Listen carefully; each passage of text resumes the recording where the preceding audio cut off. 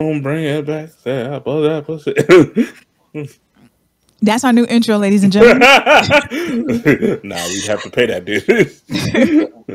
Well, what's up, everybody? This is Chatty Patty from the Black Ramen Podcast. Again, Chatty Patty, aka Madam Straw Hat, aka I am the Buster Call, aka I am the Celestial Freaking Dragon. And I have with me, as usual, Hello. This is Sleepy Bree, guys, and I'm living up to my name tonight. Ooh. Welcome to another bedtime recording of Black Ramen. Light the candles, bitches. Right? Light the candles. Start the ASMR. So what's up, people? This is Sexual Chocolate, even though it does say Sleepy Break, because I forgot. It's okay, we're all a little Sleepy Bree on the inside. Everybody's Sleepy Bree. Everybody's Sleepy Bree. So if you guys haven't noticed, we are recording tonight on this lovely Wednesday. This probably won't be up until Saturday. I don't know, depending on how I feel. But what's so crazy is that these two thought we were going to go live, and I was like, "Psych, bitches, we are recording, no live. Let's go." And I would have probably gotten dressed if I knew it was a recording. Oh, come on, Pink pajamas. Pink look good on you. Come on, Sakura, you get it. I gotta keep the camera above a certain level because I'm dressed for bed. We won't worry about that. Sakura. Enjoy this on YouTube. It's fine. There's many Sakura defenders, sure, but I mean, it's kind of a ruined name at this point. I don't mind it. It's still cute. And I think of Sakura as what her potential could have been. I see. Here we go. We're not going into that. We're not. Because we could be all day on that one, and I don't feel like defending no bitch. So listen. So listen, ladies and gentlemen. Right now, if you haven't noticed, Anime NYC posted. We want to talk about it too. We're going right into it. So Anime NYC definitely announced that they're going to be releasing tickets April 19th. But that's not even what's getting everybody upset. Yes, everybody's upset, especially New Yorkers. The reason we're all upset and up in uproar about this bullshit is because they brought up the prices tremendously. No, hold on. They did not bring up the prices. Not exactly. They added a new tier that is ridiculously expensive. It's what? Can we just go over what all the prices are right now? Okay, so after taxes, if you want just a Friday ticket, that'll cost you $85. If you want just a Saturday ticket, this is after taxes and mailings and full fees included. I appreciate that they do tell you how much it is, like with all the fees. So restaurants take notes. Always do that. Do the math for me. I'll give you the highest tip every time. So yeah, the amount gets taken from your card. If you want just a Saturday pass, $91. If you want just a Sunday pass, $89. If you want the full weekend, $157.56 after taxes and all that. But it used to be the 3-day pass was the top. But Patty, why don't you announce Anime NYC Plus, similar to Disney Plus and like YouTube Plus? I feel like adding Plus is just the way to slap a few people in the face. It doesn't do much, but look, it's Plus. Exclusive. Excelsior. Hold up. Patty, do you want to announce the finalized cost of the new price tier? Go ahead. I'm going to do the drums. Okay, I'll let you. If you want an Anime NYC Plus ticket, it will cost you $475.82. Let me repeat, $475.82. Goddamn. That is more than an individual Friday, Saturday, and Sunday pass combined. That is almost 3 times more than a full 3-day weekend pass. Let me tell you something. With that price, Oda better give me the next 10 chapters that's not released. 10 chapters? I need to see his next project. There it is. Completion. There it is. I need him to treat me like that sick kid in the hospital where he told him, what's the one piece? Exactly. With that price, now here's the crazy thing. Everybody on TikTok and on basically Twitter, everybody's going in the uproar because it came out of nowhere. These pricing, listen, it's New York. I was expecting this, to be honest with you, because when they did it last year, well, let's start from the beginning. When we first started going to cons, especially Anime NYC, we started going, I think 2018. I started going 2018. The tickets were $75. $75, a little sprinkle of tax, probably 80 something. This is for a 3 pass. This is for three all weekend pass, right? And now, what was it? After COVID, they decided to bring up the price, which I wasn't mad because they claimed that they brought up the price for the cleanup, the COVID crew, right? Which I'm not mad at. COVID crew, they were letting less people in, so they gotta recuperate costs. Yes, security, kind of more staff, and not to mention the fact that they said they had more places for coat check, which was beautiful, by the way. I kind of did feel that last year. It was 22. It was decent. It wasn't too crowded. Things moved pretty quickly. The lines were not insane. No, it was a lot more organized. Not to mention, it's always a plus when a convention center lets you pick up your tickets a day early and show your COVID card. So your vaccination card, which is great. So I was expecting it to be the same price. But now this year, everybody's upset. There was this one girl who even posted, "I'll see y'all at the after party." I was like, I don't blame you. Now, with all this going on, what I want to ask you guys is, what do you think is going to happen to the anime community, especially people who are traveling to Anime NYC? Because think about it. Before you answer, think about it. If you're not in New York, flight tickets, hotel room, and the convention tickets, not to mention food. Gotta eat. And depending on where your hotel is, Uber. Now, when you put all that together, what do you think that's going to happen to the anime community that is not in New York that's coming to these conventions? Yo, they ain't gonna pull up. Like eventually it's gonna price you out. Like budgets are kind of static. Like if I have $1,000 to spend on a weekend, that's what I got. If you're gonna be $1,500 for me to go, no. Now I do want to give Anime NYC the credit that you don't have to buy this ticket to have a 3-day pass. Like there is the regular 3-day pass for, what was it, like $1.50? Yeah, so after tax, the official price is $129. After taxes, mailing, and fees, it's $157. Okay, so that's the full 3-day pass, which that's about what it is. I think for right now, most people will probably just go with that. I don't see enough people, because I'm looking at like what you get with this plus pass, and I don't. That's what you get: a fucking t-shirt and a pin. Let me read off the full list of what they get. So with this $450 and change pass, you get an Anime NYC Plus, I'm reading this from the website, only lounge that includes seating, water, a private bathroom, and complimentary coat check. I'm going to come back to this one because that one worries me. You get expedited entrance into the Javits Center. You get first access to the show floor all 3 days. You get to reserve a seat for one main stage panel of your choice, not including paid special events, within the front row. You do get the front row.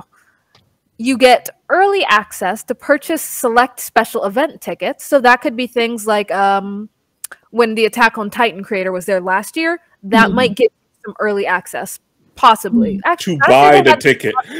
That's it. To buy the ticket. That's not a guarantee. I'm not sure how that would work because, like I said, maybe it's to some of the screenings you had to buy tickets for, but it gives you early access to buy the tickets. You get an official 2023 pin and lanyard, and you get 10% off merchandise at our official show store booth. The 10% could be good, but to make up for the cost of the ticket, you have to buy a lot. I don't think I've ever seen their official merch booth. No, I've seen it. It's normally pretty crowded. I think a lot of people do it because, like Patty mentioned, a lot of times people come to New York, like the big New York City, from all over the country, and that's a really good souvenir to get it from this con. So they get us who are relatively, for us who are relatively close to New York, it's not a big deal to go for the Javits Center. but some people might have never left their state in their lives. Some people might have been saving up for this all year. Some people might have had like their dream to go to Anime NYC because it's this massive nerd convention that they could have never gone to. Because I think Boston has massive ones, Texas has massive ones. That sounds dirty. Has big conventions. New York has big conventions. So these major locations, and LA. But if you don't live in one of the states with those like huge events, you can only go to small local cons, which are fun. Don't but sleep on those, yo. They can be good, but there's something about just seeing the massive crowds flooding the streets, all in cosplay, that make Anime NYC really special. But so I can see people appreciating the discount at the official store. No, but here's the issue: all of those cons that you mentioned, none of them are pricing like this. Except for Comic-Con. I mean, even DreamCon. I mean, even DreamCon. Look at that. Even DreamCon doesn't have tickets for those prices. So it doesn't make sense for them to just up the price. Like I'm ready.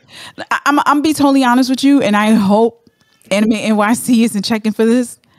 If we don't get press passes for this one this year, I'm not going.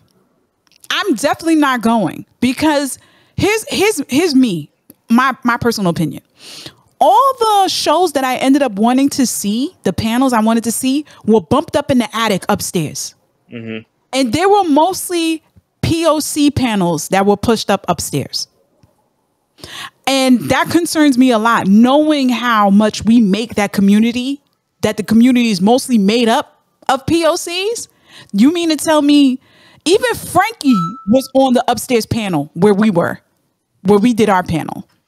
And I'm just thinking like, okay, so the other panels, not saying that they weren't worthy of going, but why would you put the people who are content creators, people who thrive in making money, or not even making money, but are contributing to the culture, to have them in those spaces, in those rooms, to just have them upstairs? It just says a lot about Anime NYC that it's not worth my money, but it is worth. I wouldn't go that far.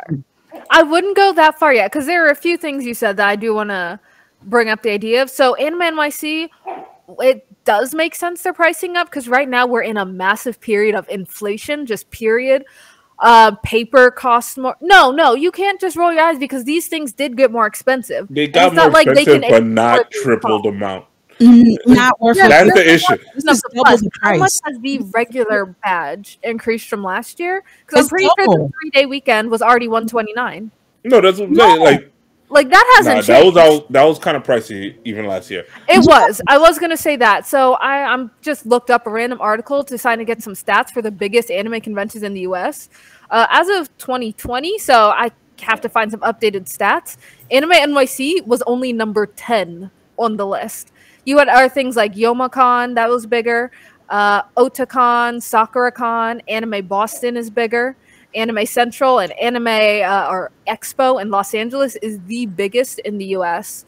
And their prices are relatively cheaper than Anime NYC. So and they probably can't put that purely up to geography. On their panels in these Not necessarily. I don't know. I can't say that for sure, but so at least location-wise, if price increase year to year, we're in a terrible period for inflation right now all across. But the idea of the panels, I do think that was a little bit messed up of Anime NYC last year, because what they did is they had before, as of 2021, they had a bunch of different rooms, and various panels would be in different rooms all over. But as of 2022, they decided we want to increase industry panels. So there's industry panels, then there's fan panels. So fan/content creator panels. Industry panels is literally the industry, the animation studios, possibly, the publishing houses, professional voice actors. Hold on, Bray. I looked up my cost for my 3-day pass 2 years ago, so 2021. Yeah. Right? It was $87. So it's gone up 50% over 2 years. And that's just that. You got the 3-day pass, and that cost a 3-day pass. It was $87. And that's after taxes? That was after taxes. I'm looking at it was at $87. Okay, then the price doubled. So it went up 50% for just the standard 3-day pass. Yeah, and that's not just inflation. That is Now that is over wild. 2 years, but that's still what, 25% up every year. That's wild. Yeah, that's a huge increase. Yeah. It's just the price gouging that we're seeing in everything else. But for the panels, so I was mentioning, yeah, they decided they wanted industry panels downstairs. They no longer had private rooms. In fact, all they had was one stage for everyone else. Everyone, anything they wanted to do, any kind of game, any kind of event, any kind of talk, was on this one stage upstairs, not even a private room, just a stage set up and like a large open floor for people to wander around. So it was fun, but it didn't have that like close panel feel from previous years. Not only like that, before, the mics all in a room, you can tell everyone in that room specifically took seats and is specifically listening in because they wanted to attend. This is more just like if you're walking down the street and seeing a street performer. That's how it became for the fans. Especially when the speakers weren't really that great. So, I would understand if the speakers were placed were phenomenal and then we were able to pull in more people in. I love the open space, but with the speakers being the way they were, not to mention we also had a troll that got up on the panel. If it was a closed space, I don't think that wouldn't have happened. Yeah, he wouldn't have had that momentum. Right. So it's not worth it. No. I wouldn't say that yet because it is still so wonderful to attend these things. They are raising the prices and that's a huge problem, but I'm not quite ready to completely cut it yet. But what would change my mind, I mentioned this, I'm really worried about that private lounge and this new price tier. Because what that means for me is, one, I think part of them raising prices is to intentionally limit attendees. But they could already because they had to limit attendees. But they could already do that by simply not selling as many tickets, which is what they did last year. Yeah. Like this is easy to do. Yeah, this is an evil way to do it. Yeah. But with this price tier, I feel like it would make it worse because if they say we're going to sell 100 tickets, now they might say, well, 20 of those tickets they're going to be the plus. So there's now only going to be 80 tickets available at a normal level. So I'm worried they're going to decrease the amount of available 3-day passes and single-day passes because they're giving some allotments to this plus. And I'm worried because where the hell is this private lounge and bathroom? I don't know where it will be, but if it's at the Javits Center, I'm worried it's going to be in this upstairs area. If you haven't been to the Javits Center, there's a few different floors. I can't even count them. But on the topmost floor, there's this entire wall of glass. And Anime NYC 2022 was so cool because the lighting was perfect for cosplay photo shoots up there. There wasn't too much traffic. There were tons of tables. People can sit, chill, rest their feet, eat some food. And in some open space, cosplayers were doing their thing with excellent lighting, throwing down. And I think that might be the area they might rope off. Nah, you know, because I'm worried about them making a previous public area now private, especially the bathroom situations. If that was previously a bathroom and they're cutting that off, I don't like that. I think the private area is going to be where we got our press passes the first time. That area where those rooms were, where you could actually, there's a bathroom back there. Yeah, because if it's a staff section that just didn't have huge if it's a staff section, that's a ripoff for the people who spent over $400 on the ticket. Because those are just like tiny enclosed dark rooms. That's not a lounge. I mean, that is a little black corner you can sit down in. That is kind of the definition of a lounge. A little bit. A lounge is just a room. Lounge, I think it's something nice. That's why I feel like they would take the nicest place, which was that sunny expanse, and rope a part of it off. Too massive a space. Not all of it. Like maybe rope off half of it and say, hey, this is VIP only. Go sit over there with the poor folk. So I hate that because that's, again, taking an amazing public area and shunning it down for only those who can afford it. So I'm paying. Or on the other hand, if it is those like back areas like you guys thought, that's a ripoff for the badges. No, so I would say, what does this lounge, quote unquote, look like? If it's a tiny room in the back, that is terrible and not worth $475.56. If you are into panels and shows on the main stage, there is that one that gives you the ability to reserve a seat. If that was the ability to reserve a seat for 5, if not all the shows, I'd be like, yo, this ticket's worth it. Everyone needs to stop. Most definitely. But one, nah. No, it's not worth it. It's not one main stage. No, but that's show. what I'm saying. But, If it was every single one, or like 4 to 5 of them, I'd be like, okay, yeah, that's fair because it's a Right. front row ticket that you've reserved. You bought some VIP tickets. Makes all the sense in the world. You get to go to the Artist Alley a little earlier. That's fine. Makes all the sense. But Listen. one main stage, it just feels like they trimmed it down to a level where I'm like, I It's could never not worth justify it. it's not worth the price. Unless somebody, this is what I need. I need Mappa. I need every single member, 324 people that's in Mappa staff. I want a picture. I want a group picture like we in school. Yeah.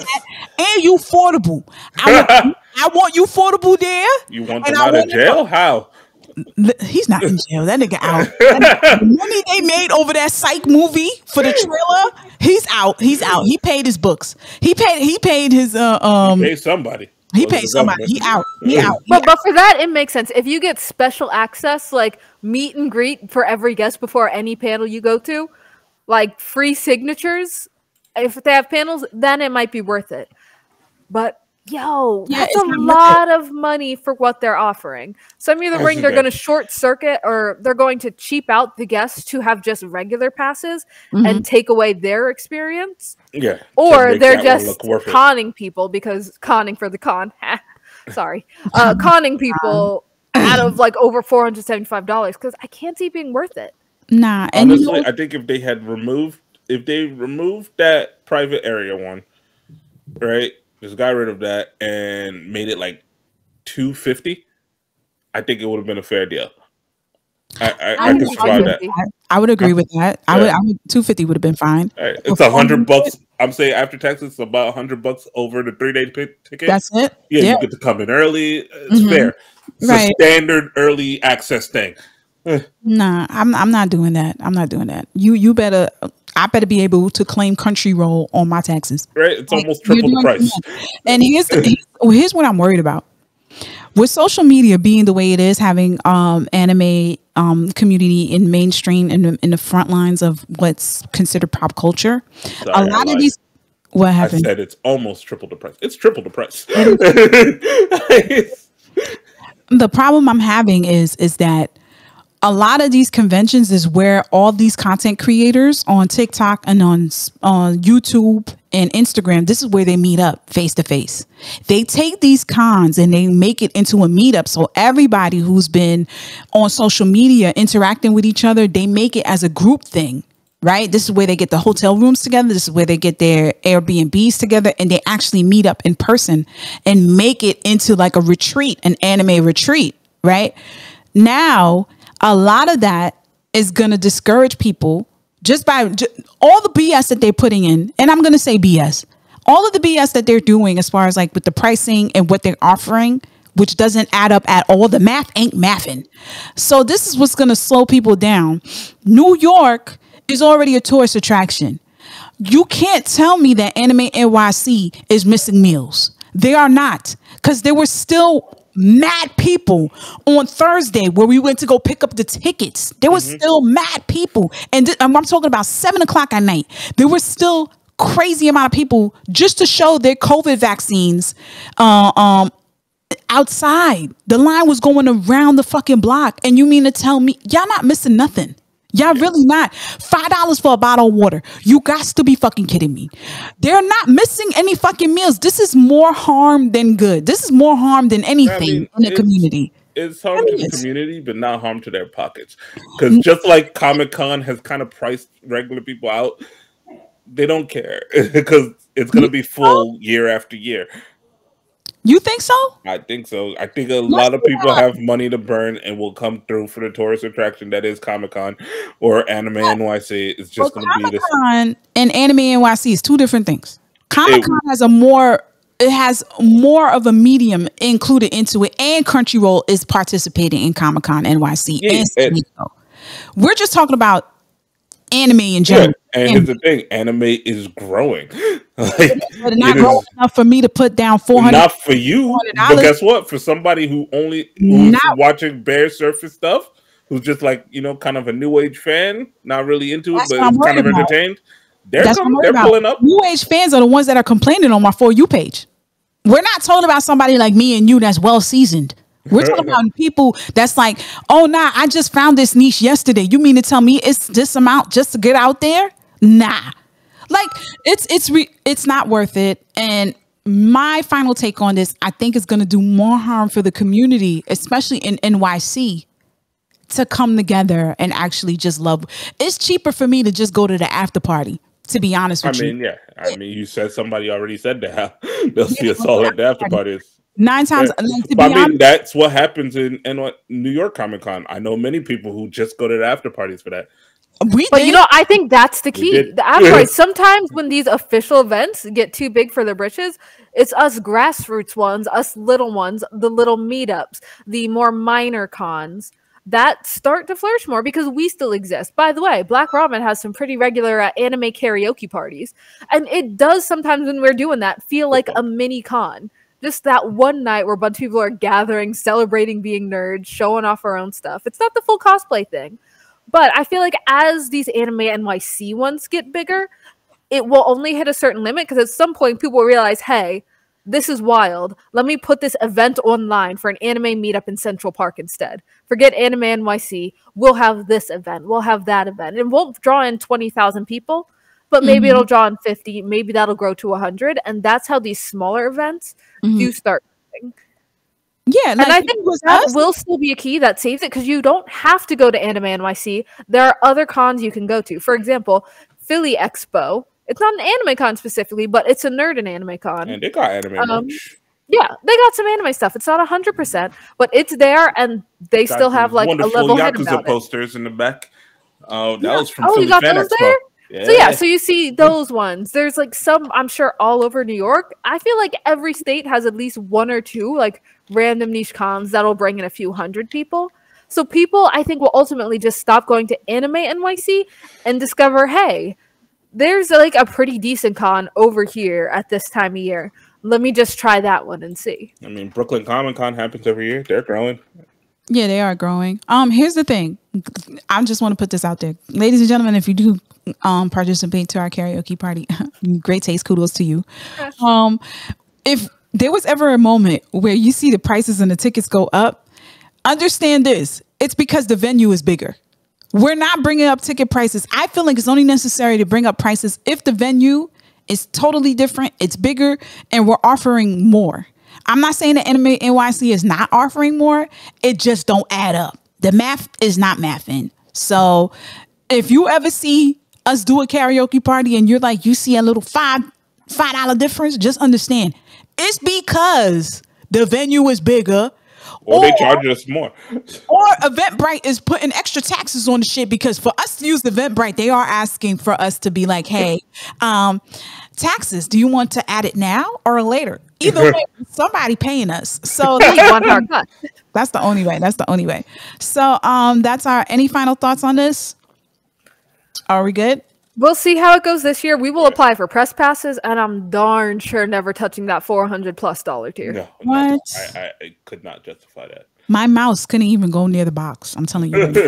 I tried a few times. It didn't happen. You're right. I just see my mom's face like. Turned into Clippy and was like, nah.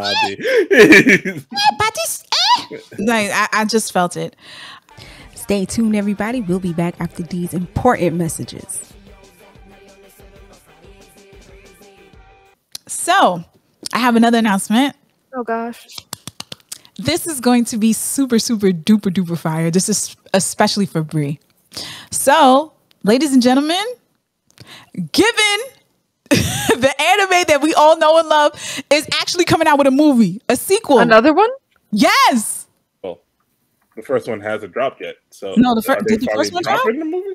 There's a movie. Sorry, you're thinking Yuri on Ice. I was thinking Yuri on Ice. There it is. You said Bray, that hurts. And I immediately went to Yuri on Ice. But more importantly, another given movie. I've been meaning to buy the manga because I know it continues past the anime. But I'm a little worried because the first given movie was not good.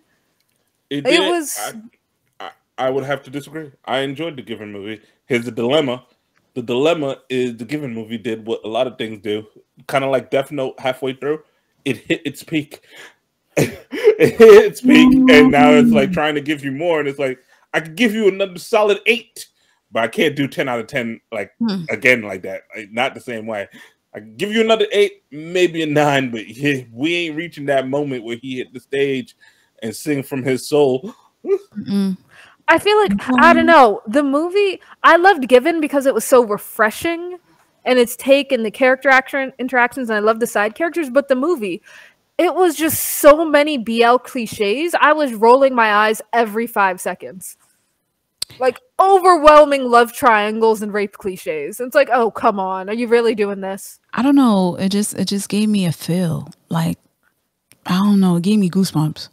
The movie? Like, yeah. No, not the movie. The series. Oh, yeah. The series, incredible. That's why I'm saying I was disappointed by the first movie. Yeah, but... So would you prefer a second season? I would definitely prefer a second season. They have enough material for a second season. I'd have to read the manga to see what's going on. Because y'all know me, I'm the kind, like, if the 12 episodes is clean and I'm satisfied with the end, I say don't touch it. Like Promise Neverland, I was fine at the end of season 1, and I was right because season 2 was terrible. No, I don't mind it ending there. There are some still shows that wrong. it stops, and like I feel like that's good. No, some shows I see and I want more because you left us on a cliffhanger. That's because you just decide that you don't care about the characters that much. No. I feel you did not care about Phil. Together, all right, got, how could you care about Phil? You left him in the farm. You left him in the farm. You just said, "Yeah, they got away." Oh well. Yeah. Fuck you, Phil. I mean, I don't know. I feel like Brie. I think if here's the thing: when it comes to Promise Neverland, Brie doesn't like anything happening to kids. So I get that. She has an issue with kids being eaten. I get it. She it's fine where it's left off. But for people who are deeply invested that want to see what's happening, where season 1 left off, it was good, but it left me wanting more, which left me to read the manga, which left me to anticipate season 2, which left me disappointed. Look. Yeah, go ahead. The show ends where the arc ends, which is a proper ending to an arc. That's how arcs work. All right, Mob Psycho season 1 could end right there, and I'd be fine because the arc is over. Yeah, but that's also you also got to take into consideration the director who's doing the anime doesn't necessarily have to follow how it maps out in the manga. So when it does happen, it's very refreshing. It's very refreshing. Now, this is what I wanted to ask Brie with the whole Given thing. Let's just go back to that. Now, my biggest concern, my biggest question is, with BL being so big, it was always big. It was always big. The Fujoshis are alive and well. They are big. By 7th grade, every Fujoshi that I know already had 3 fan fictions that they got in works that they probably don't want to come out in the light. They've been slowly admitting this in TikTok, and I'm like, oh shit. So it's thriving. They even have a con for you guys. So my thing is why do you feel like they're not navigating more into this genre? BL is a genre. In terms of anime? It's a genre. Yeah. Anime and movie. Yes, BL is a genre. So why is it they're not attacking this and really, because there's money to be had in this. There's money to be had. I think it's the adult there's a few things going on with why I don't think we're seeing as many, because you're getting a few of the stories, but BL as a genre, there's a lot of things to cover. But first of all, that would be, you think it's big, it's very noticeable. We're a very noticeable group, especially because people love to hate us, like the Fujos. People love to not like Fujoshis and BL and say a lot of stuff. What are Fujos? I think Fujo is short for Fujoshi. That is not a word. I'm just lazy.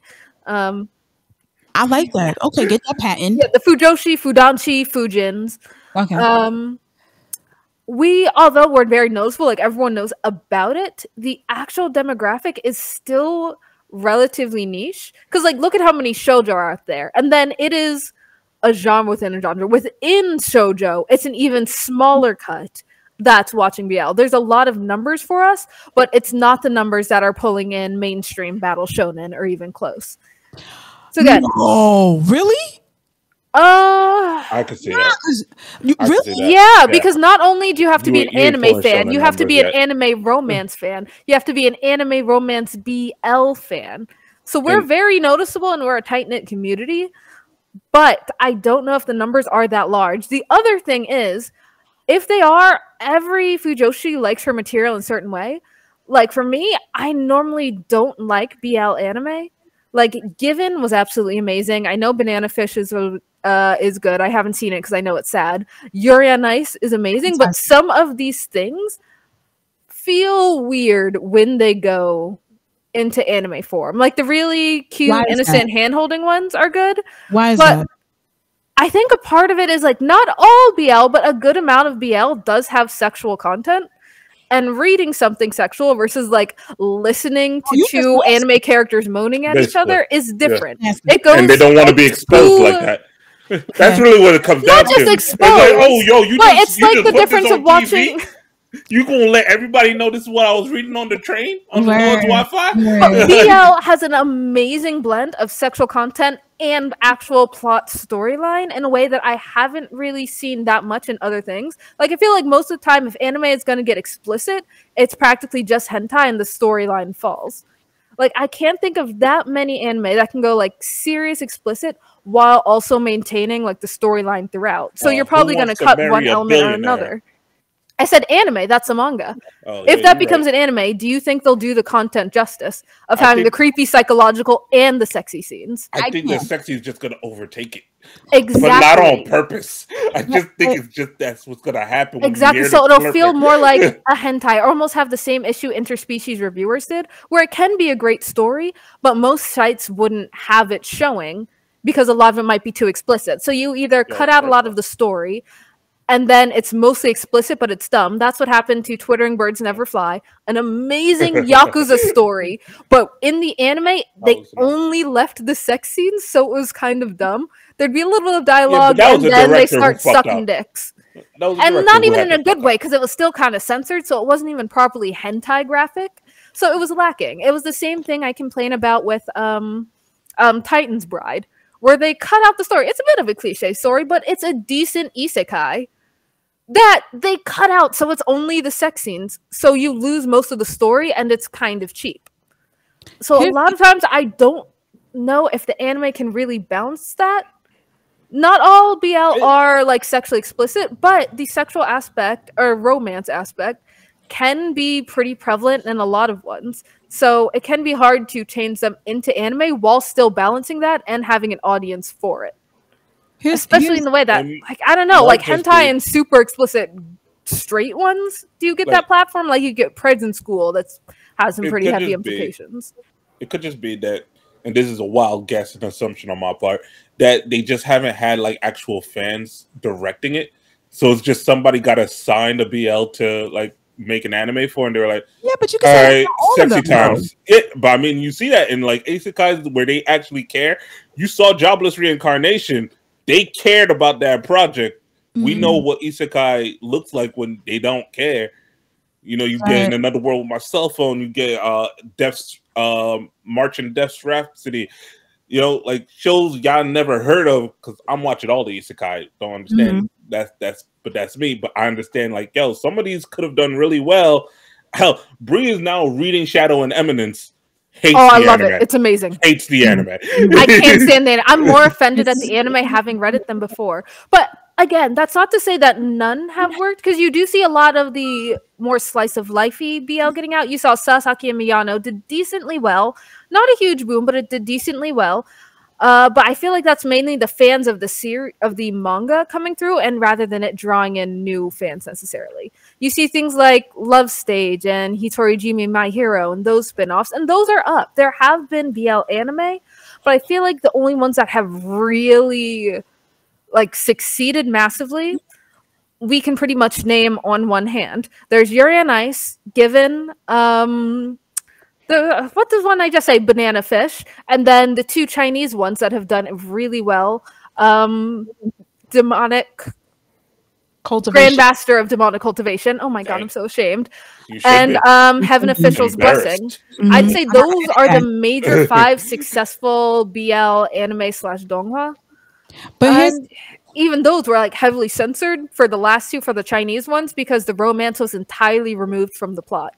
Instead, they here's just the have like problem. intense broship and stare into each other's eyes, but in a no homo way. But It is wild. here's the problem, right?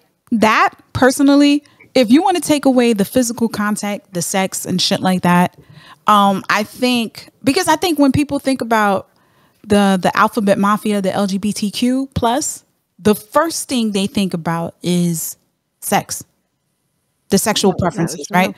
And that's the problem. That's why it's so heavily so focused on the sexy time, which is fine because I love the sexy time too. But here's what I love about BL. It faces not new, but it faces more struggles than a heterosexual relationship. You have a struggle where coming out, you have a struggle of really accepting yourself when society is against you. Not more so, it's not like it's not in a hetero relationship, but it's more social. It's more social prejudice that happens when it comes to like a hetero relationship when it comes to romance. Like, okay, maybe I'm not of the same class, so this nigga don't like me, or maybe I'm not of the same color, this dude don't like me, or shorty don't like me, or her family might not like me or accept me. But when it comes to LGBTQ, woo, it's about yourself per se, the protagonist finding themselves. That's another thing I wanted to tap on, that I wanted to see in anime being done well, right? We don't really get that a lot in that type of aspect. But I would hesitate against that because you don't really get that in BL either. Something I will always firmly say, and I'm happy to explain more, is BL is not the same as LGBTQ. Because the main difference in BL is that BL, even though it's about like two male characters falling in love in romantic situations, is primarily a genre that was made by women for women. It's like lesbian porn. No.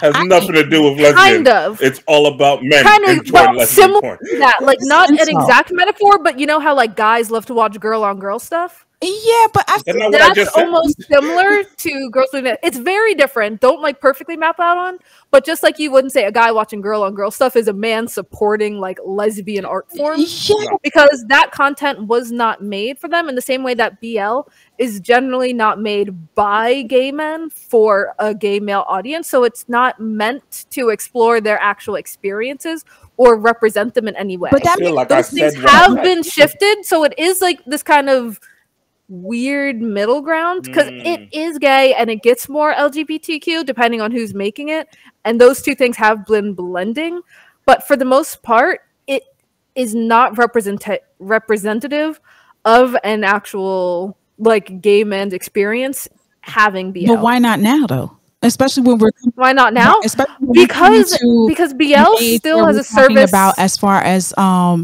pronouns, and we're really sitting here having discussions about what a person is and what they are self-proclaiming. Like exactly, and BL is a huge help for that. That's why I say it's not exactly LGBTQ literature or like art form, but it is massively helpful for a lot of people and a lot of anime fans and manga fans who did have that experience growing up where they're not sure of their sexualities, or they are darn sure of their sexualities, because BL is probably the largest collection of at the least not straight romance stories, not straight romance anime, not straight romance manga.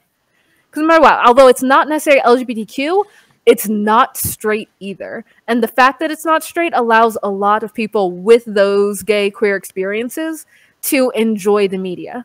And it also allows a lot of women to enjoy the media in the way that straight stuff doesn't. Sorry, my camera's glitching. Can y'all see that?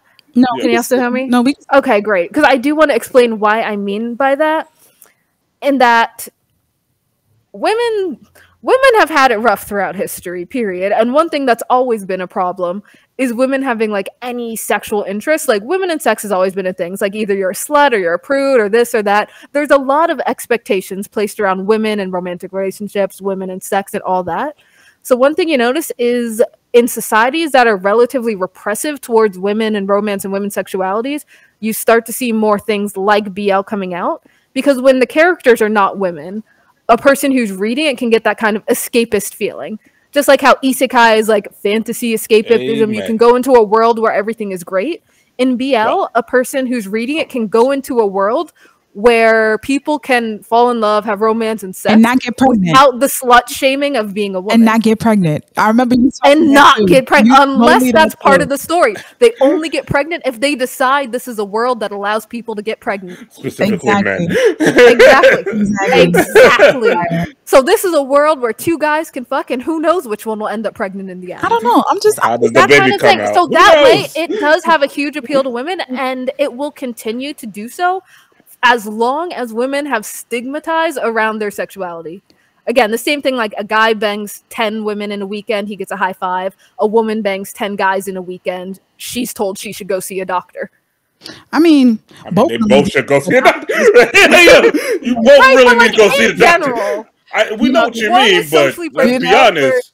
Everyone needs to go see a doctor. So as long as there's like repression and any kind of unbalance, BL is a wonderful kind of escapist fantasy world that women have created to escape being women. At the same time, it's this wonderful fantasy world where people of LGBTQ experience, trans, gay, lesbian, asexual, intersex, no preferred gender, can all go into, because for once, it's not the cliche boy meets girl, oh no, they're annoyed with each other, but they slowly fall in love. But you do understand it's mostly women that control like where the coins go in the anime community. I'm gonna say this. The reason I feel that way is because women are the ones that are coming out there more than the males when it comes to cosplay, when it comes to putting in money for anime merch, when it comes to purchasing books, and I think maybe even still purchasing manga at the very least. Yes, women are still the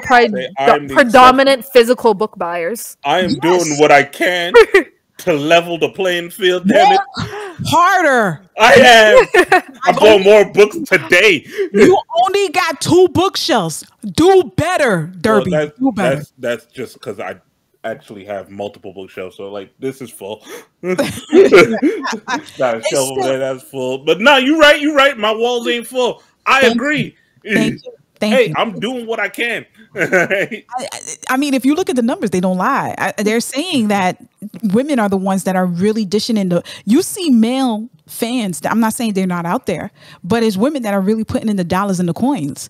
And not only that, they're putting it in shonen and they're putting it into other genres. Not shonen per se, battle shonen, I would say, and other genres, which is making anime flourish. So why is it that we can't have these things? Especially if it's women that are creating the BL atmosphere and making sure that fan fiction needs to be available for everybody. I'm gonna tell you that right now, and I'm still on the hunt looking for Bree's fan fiction, and I will find it. But it's too hard to lock my account, and everyone will be sad. but you're right. I'm already sad.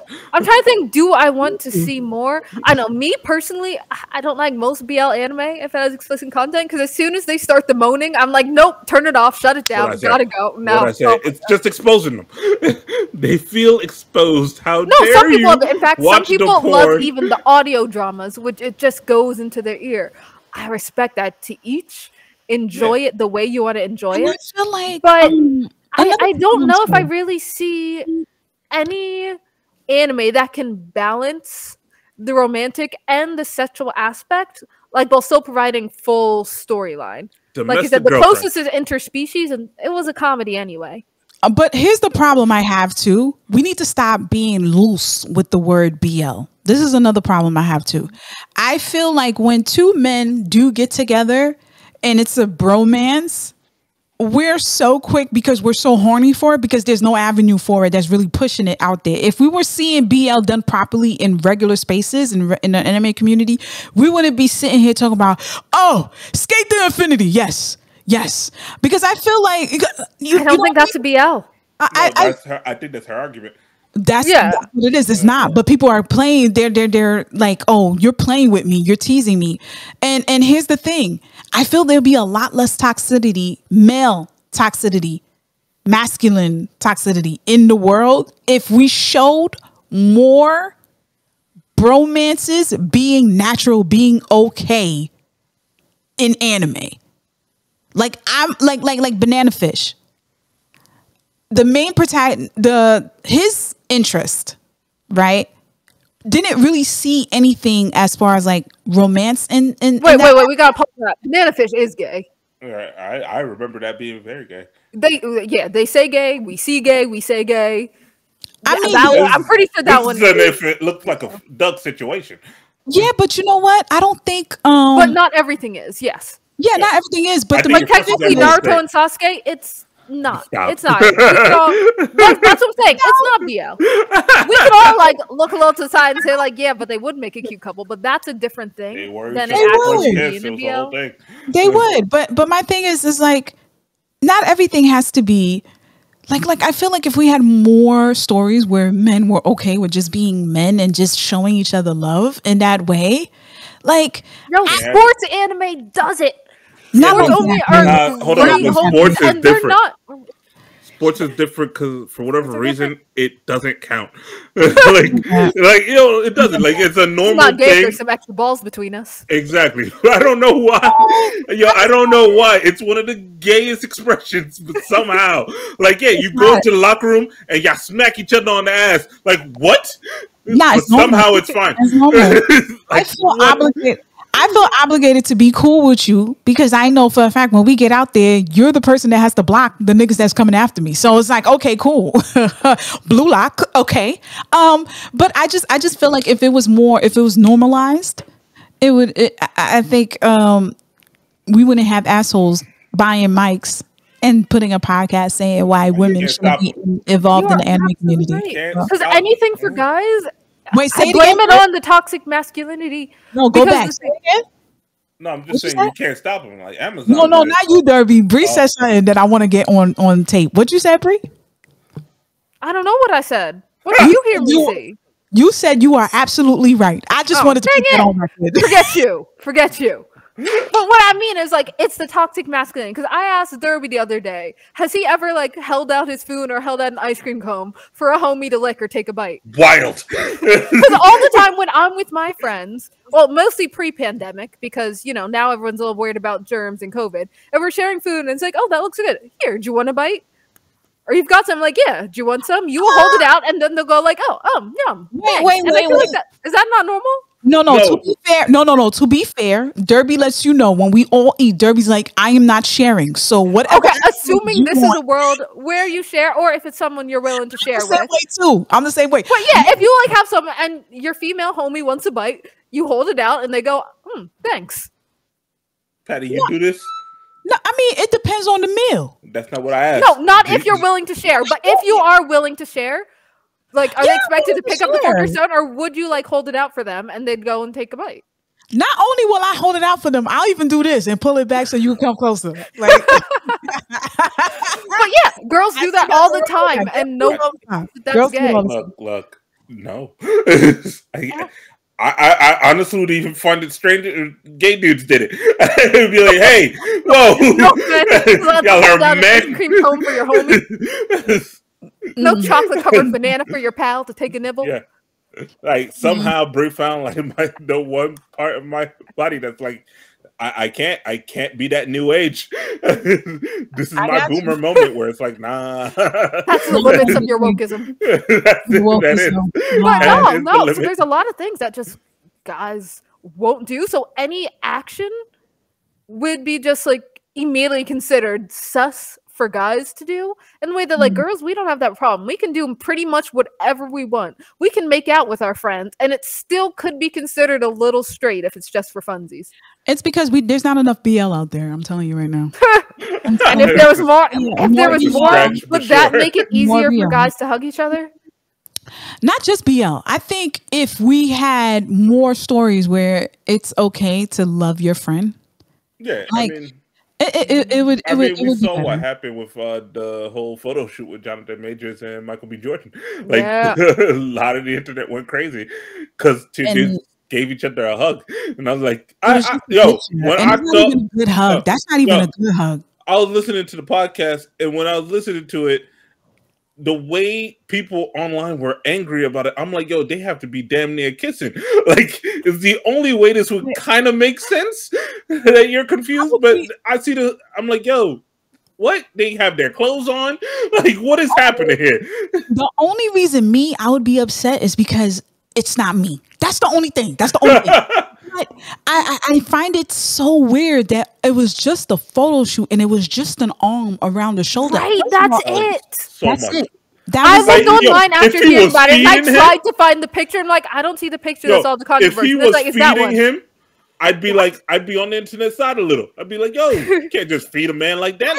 No. I see BTS do more than just feed each other. That's different. That's different. When it comes to the K-pop industry, that's a little something called gay for pay, where they realize that having the members of the band interact with each other drives the fangirls into hyperdrive, and they scream louder and spend more money.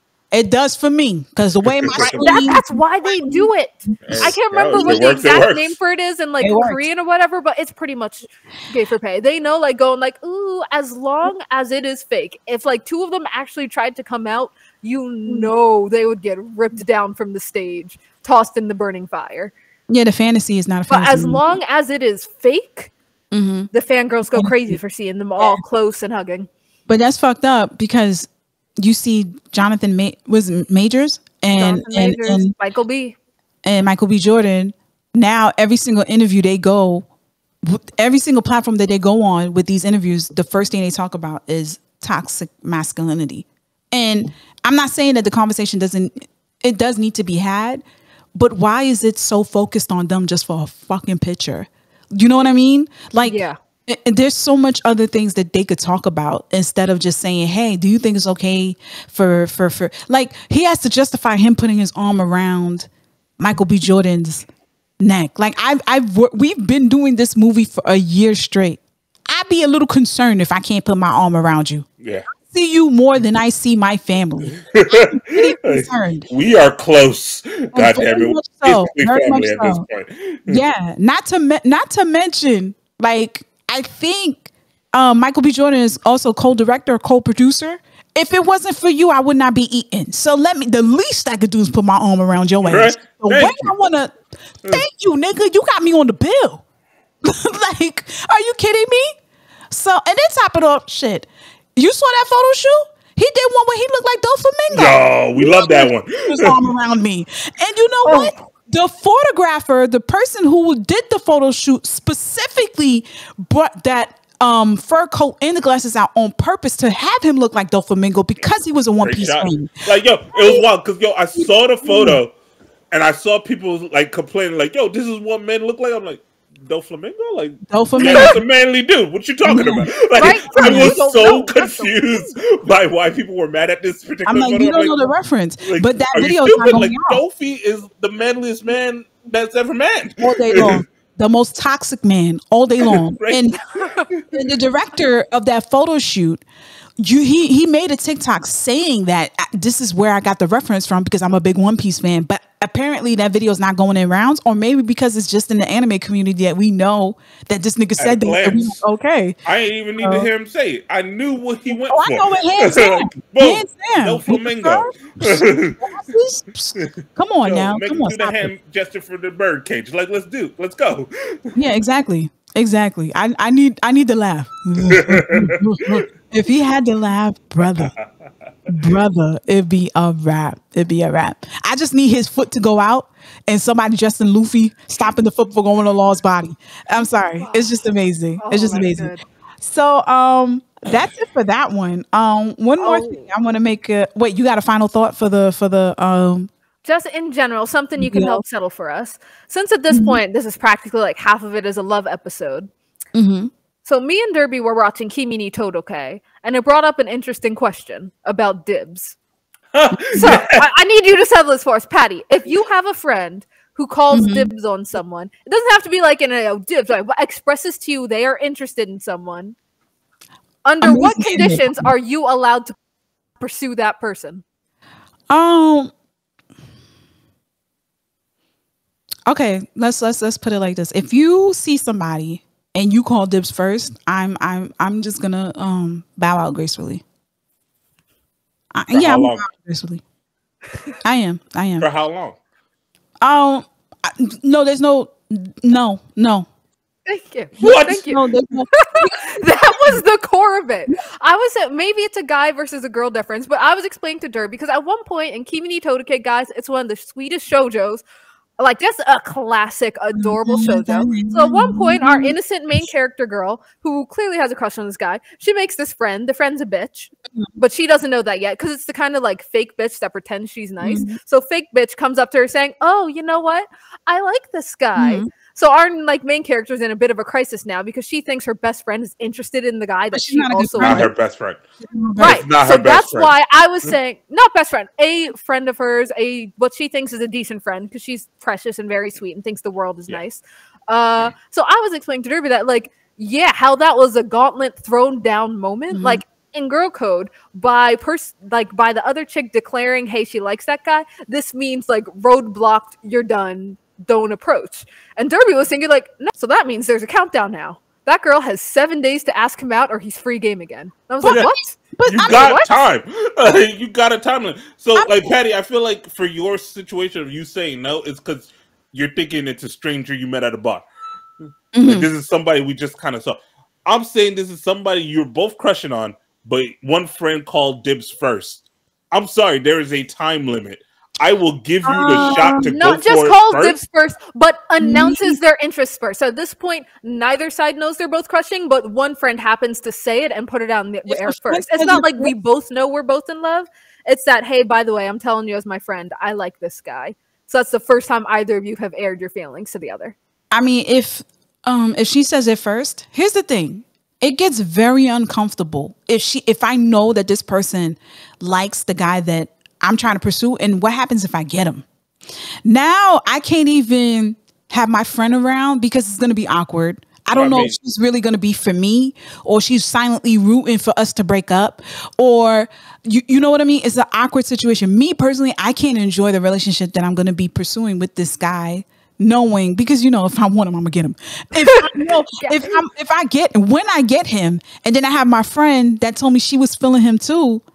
It's just not worth it. I won't be able to enjoy any of their companies. Right. No matter what, you got to burn a bridge. As soon as it's aired, you got to burn a bridge. Even if they're the ex, I was thinking the only case is it's after the person gets over them, if they relinquish their dibs. It could be like 10 days later. It could be 10 years later. But you got to wait for them to relinquish their dibs and open up even their ex for you to do. I said an ex is a very different conversation. Right. I also wouldn't do ex, but if you're like head over heels, you cannot get over their ex. You just love them to death. No, you can ask your friend for permission to go after their ex. And only if she grants permission can you do that. I agree that the ex is off the table. Oh, you agree? Ex is off the table? Yeah, I've been agreed with that. Dibs are forever until they relinquish it. Nah, it's not forever. Month max. Yeah, if a month has passed and you ain't make no move, you do not like this person. No, that's a bridge burner. That is a bridge burner. If you go after someone I said I liked, I don't care how long. If you try to scoop in front of me, no, that's a bridge burner. All right, let me say this. Well, how many dibs can this person have? Wait. Can they have 100? Can they just claim dibs on every single dude they meet? Yeah, we got to talk about this as friends. But let me just say this: if you tell me you like somebody, just off of the fact that you said you like this person, I'm not even going to pursue that person because I know you like that person. You know how uncomfortable that is, especially if I like my friend. But we're talking about a situation where you also like this person. Yeah, but you didn't say it. The other people said it first. This is my friend, though. This is my friend. I've known my friend longer than I like this person. Because if this person is in this particular situation, no, she has not. Don't worry about the Kimi ni Todoke one. Don't know about the Kimi ni Todoke one. Right now, we're talking about in general. In general, I couldn't have peace in my mind knowing that I'm with somebody that my friend said she liked. Like that, I feel some way that I betrayed that person because she told me she liked, even if she's not going for him, knowing that she liked this nigga, I'm not going to pursue it. Okay, so it's a question of how long you've known this friend. Because if you've known this friend for a week. Nah, if this is a week, bitch, no. But if it's a friend, if this is a lifelong friend, things change. The math changes. Yeah, but if it's a friend that I know for a fact, say for instance, you determine the level of friend, what that level is a friend. If I know that, hey, listen, you're going to be the godmother or godfather to my kid, can't do it.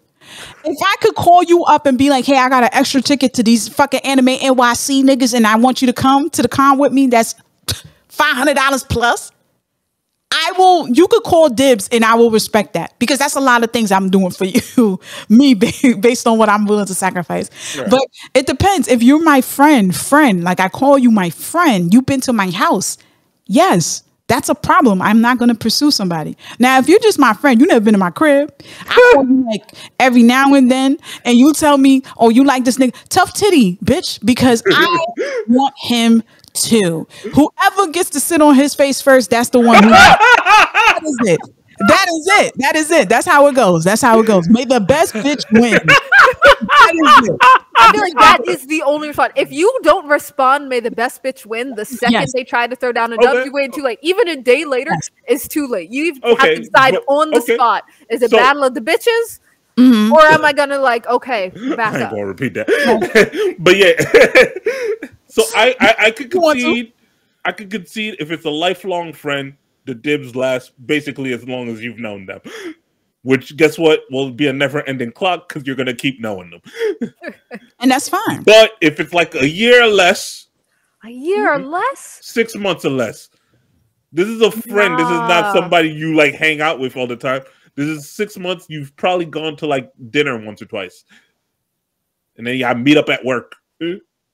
Even then, nah. Yeah, I feel like if I've known you for like at least a month, I can't enjoy my relationship being around this person. My relationship is supposed to be my peace. I'm supposed to be able to have fun. I'm supposed to not feel no type of way bringing this person around anything or anybody. If I'm going to feel some type of way bringing my person, my significant other around a friend, no, I'm not. And not to mention, who knows? This bitch might be a hoe.